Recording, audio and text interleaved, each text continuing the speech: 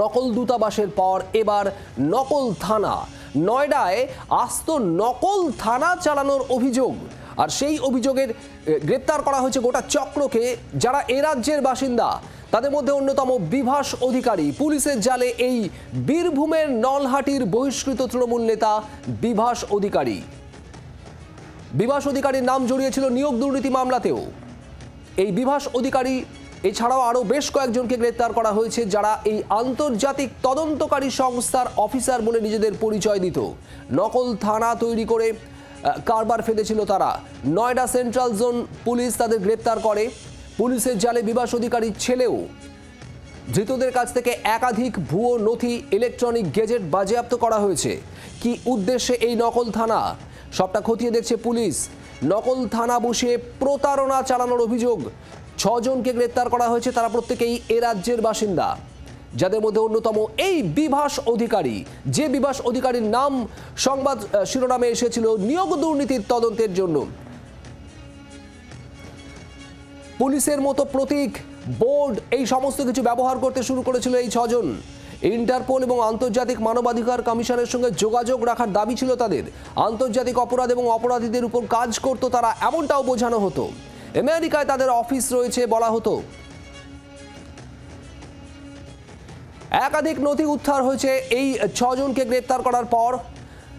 9টি mobile phone, 17টি stamp, 6টি check বই, 9টি পরিচয়পত্র উদ্ধার করা হয়েছে।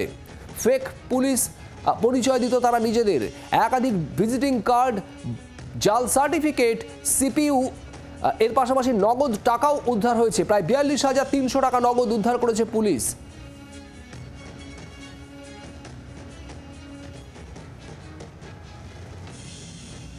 আমাদের দুই প্রতিনিধি আমাদের সঙ্গে রয়েছেন, পিয়ালি মিত্র এবং এর পাশাপাশি বীরভূম থেকে প্রসেনজিৎ মালাকারও রয়েছেন সরাসরি। আমি পিয়ালির কাছে যাব সবার আগে। পিয়ালি, নয়ডা পুলিশ সূত্রে ঠিক কি জানা যাচ্ছে, কি পরিকল্পনা ছিল বিভাস অধিকারী সহ এই 6 জনের?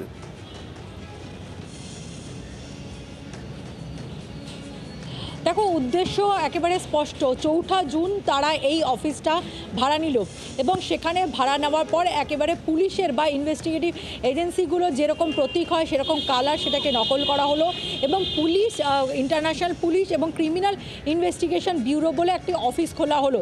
সেখান থেকে প্রচুর MHA সহ একাধিক কেন্দ্রীয় সংস্থার স্ট্যাম্প, সিল এগুলো পাওয়া গেছে। তাদের উদ্দেশ্য মূলত যেটা ছিল, তারা দাবি করতো যে তারা ইন্টারন্যাশনাল ক্রিমিনাল এবং ক্রাইমের ওপর কাজ করে, যেটা তদন্তকারী অফিসাররা মনে করছেন যে একেবারে এখানে পয়সার গছিয়ে তারা বসেছিল। তাদের উদ্দেশ্য ছিল নিজেদেরকে, যেহেতু তাদের ইন্টারপোলের সঙ্গে যোগাযোগ আছে এরকম পরিচয় দিতে, ফলে ইন্টারন্যাশনাল কোনো ক্রিমিনাল বা যাদের বিরুদ্ধে এরকম কোনো অপরাধ রয়েছে তাদেরকে বোঝানো এবং সেখানে আসলে তাদের জামিন করিয়ে দেওয়া হবে, এই রকম অজুহাত দিয়ে তাদের কাছ থেকে টাকা হাতানো একটি ভুয়ো ওয়েবসাইটও তারা খুলেছিল।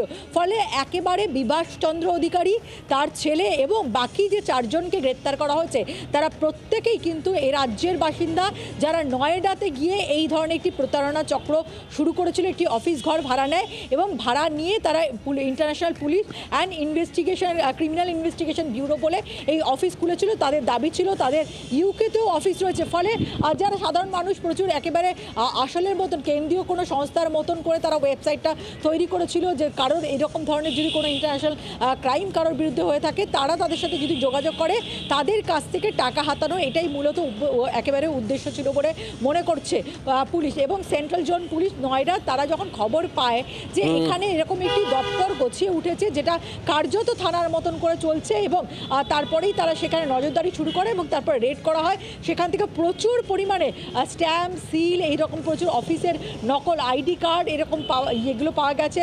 হিউম্যান রাইটস কমিশনের সঙ্গে, ইন্টারন্যাশনাল হিউম্যান রাইটস কমিশনের সঙ্গেও তাদের যোগ রয়েছে বলে জানানো হচ্ছে। দুরন্ত পরিকল্পনা, মানুষকে ঠকানোর, প্রতারণার একেবারে অভিনব ছক কষেছিল এরা। পিয়ালি, তুমি আমাদের সঙ্গে থাকো। আর এই গোটা পরিকল্পনা ছকের মাথায় রয়েছেন বিভাস অধিকারী। বিভাস অধিকারীর নাম সংবাদ শিরোনামে এসেছিল নিয়োগ দুর্নীতির তদন্তে। কে এই বিভাস অধিকারী?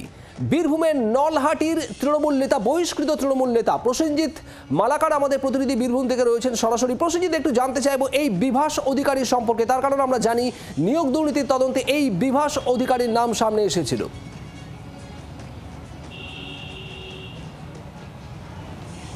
দেখো, একেবারেই এই বিভাস অধিকারী কে, এই বিভাস অধিকারী তুমি যখন বলছো তার আগেই রাজ্যের প্রত্যেকটা মানুষ কার্যত তার তথ্য ইতিমধ্যেই সামনে পেয়েছে এবং গোটা একটি থানা সে নকলভাবে চালাতো এমনটা অভিযোগ উঠেছে। কিন্তু এই বিভাস অধিকারী একসময় বীরভূমের নলহাটি 2 নম্বর ব্লকের ব্লক সভাপতি ছিলেন তৃণমূল কংগ্রেসের এবং দীর্ঘ সময় সে পদ তিনি সামলেছেন। পরবর্তীতে 2021-এর বিধানসভা নির্বাচনের পর তাকে সেই পদ থেকে সরিয়ে দেওয়া হয়েছিল।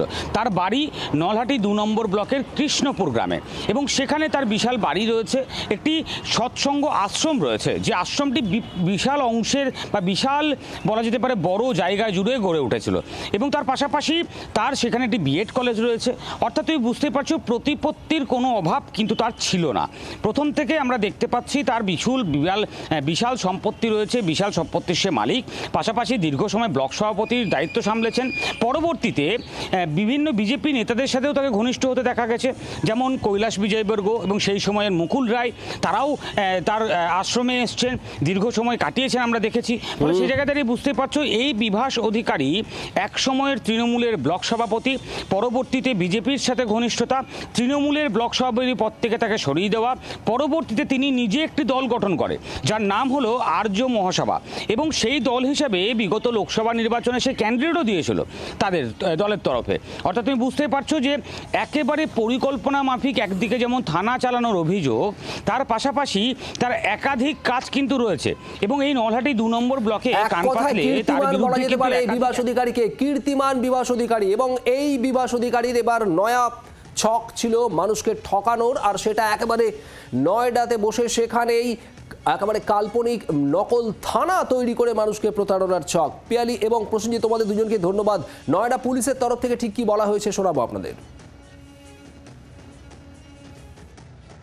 इन लोगों ने अभी रिसेंट अपना कार्यालय शुरू किया था और ये लोग अब तक जो भी हमारे पास कंप्लेंट्स आई थी उसमें हम लोग काम कर रहे थे, क्योंकि इन्होंने बहुत ही रिसेंट काम शुरू किया। तो हम लोग इसमें अननेम के खातों की जानकारी करेंगे और इसमें जो इनके रिकॉर्ड्स और हमको बैंक अकाउंट ट्रांजेक्शन मिलेंगे उस हिसाब से हम लोग आगे दिखेंगे। बिल्कुल, ये लोग ये क्लेम करते थे कि ये एक ट्रांसनेशनल ऑर्गेनाइजेशन है जो ट्रांसनेशनल क्राइम्स और क्रिमिनल्स के खिलाफ ये लोग काम करते हैं। अगर इनका लोगो भी देखें आप लोग तो वो इन्होंने जिन रंगों का उपयोग किया है वो पुलिस के रंग है और इनके पास पुलिस का जो इन्होंने लोगो इस्तेमाल किया है वो एक राज्य सरकार के पुलिस लोगों से मिलता जुलता है, परंतु इनके पास उसका कोई भी कॉपीराइट या कोई भी ट्रेडमार्क या कोई भी उस लोगों का रजिस्ट्रेशन भी प्राप्त नहीं है। বিভাস অধিকারী গ্রেপ্তারি নিয়ে কি বলছেন বিজেপি সাংসদ সুকান্ত মজুমদার, শোনাবো আপনাদের। আপনারা তো শুনেছেন যে ঢেকি স্বর্গে গেলেও ধান ভাঙে, তো চোর তো বিভিন্ন জায়গায় যাবে। তৃণমূল মানেই চোর। তৃণমূল যেখানেই যা পাবে তাই চুরি করবে। যেখানে কয়লা পাচ্ছে কয়লা চুরি করছে, যেখানে চাকরি পাচ্ছে চাকরি চুরি করছে। নয়ডাতে গিয়ে থানা বানিয়ে সেখানে চুরি করছে।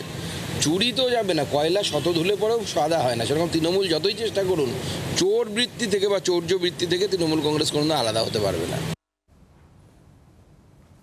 এই মুহূর্তে আমাদের সঙ্গে টেলিফোন লাইনে রয়েছেন তৃণমূল নেতা সুদীপ রাহা। সুদীপ, বিভাস অধিকারী একসময় তৃণমূল নেতা ছিলেন, তৃণমূলের দায়িত্বপ্রাপ্ত পদে ছিলেন, এই মুহূর্তে বহিষ্কৃত। সেই বিভাস অধিকারী তার ছেলে সহ 6 জনকে গ্রেপ্তার করেছে নয়ডা পুলিশ নকল থানা তৈরি করে প্রতারণার চালানোর অভিযোগ। এই বিভাস অধিকারীকে গ্রেপ্তার করা হয়েছে, প্রতিক্রিয়া জানতে চাইব। বিজেপির তরফ থেকে বলা হচ্ছে তৃণমূল নেতা, সুতরাং সে চুরি করবেই, এখানে হোক বা দিল্লিতে। দেখুন, এই আপনি যার নাম বলছেন তার সাথে এই মুহূর্তে তৃণমূল কংগ্রেসের কোনো সম্পর্ক নেই। তৃণমূল কংগ্রেস কোথাও কোনো রকম কোনো অন্যায় প্রশ্রয় দেয় না বলেই আজকে এই জাতীয় তৃণমূল কংগ্রেসের নেতা কর্মীরা তারা তৃণমূল কংগ্রেসে নেই। তৃণমূল কংগ্রেস প্রতিদিন যে আত্মশুদ্ধির মধ্যে দিয়ে যায় তার কারণেই আজকে তৃণমূল কংগ্রেসে এই জাতীয় নেতারা তৃণমূল কংগ্রেস দলটা করে না। বিজেপি বড় বড় কথা বলছে, বিজেপি আগে নিজের দলের শুভেন্দু অধিকারীর দিকে তাকাক। শুভেন্দু অধিকারী নারদার চোর, সেই নারদার চোরকে মুখ করে তৃণমূলের বিরুদ্ধে লড়াইতে শুভেন্দু অধিকারীকে মুখ করে বাংলায় বিজেপি লড়ছে। এটা থেকে প্রমাণিত হয় কারা আসলে চোর, দুষ্কৃতী, ধাপ্পাবাজদের আশ্রয়দাতা, প্রশ্রয়দাতা। সেই বিজেপির থেকে তৃণমূল কংগ্রেসকে জ্ঞান নিয়ে চলতে হবে।